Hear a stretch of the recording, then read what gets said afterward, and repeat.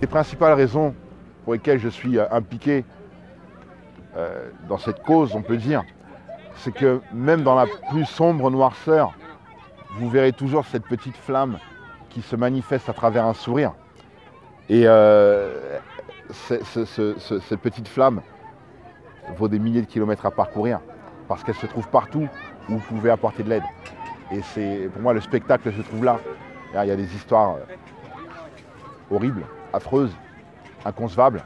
Et puis lorsqu'on voit à côté de ça des enfants qui applaudissent, des enfants qui sourient, des enfants qui veulent apprendre à lire, des enfants qui jouent encore, souvent quelquefois orphelins, quelquefois séparés de leurs parents, on n'a plus aucune excuse pour ne rien faire.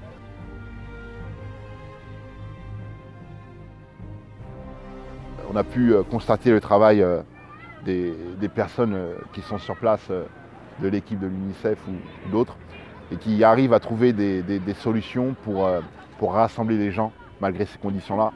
Et c'est extraordinaire. C'est extraordinaire, c'est-à-dire puis même la manière dont on fait apprendre aux enfants par le jeu, c'est quelque chose qu'on a tendance à oublier et qui reste essentiel et primordial. Je veux dire, on apprend par l'amour.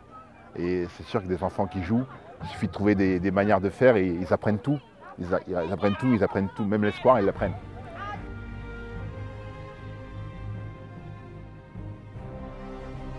Aller à l'école dans une situation de guerre, après avoir fui quelquefois 2 attaques consécutives, sans aucun avenir à des mois à la ronde, l'école représente le noyau de la société qui vient d'être établi dans un camp.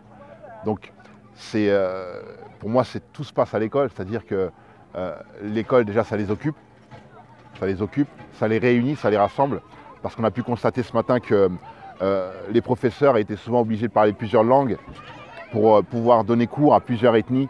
Ça fait développer des prouesses extraordinaires. C'est un élan de vie, de désir de vivre incroyable. C'est des leçons.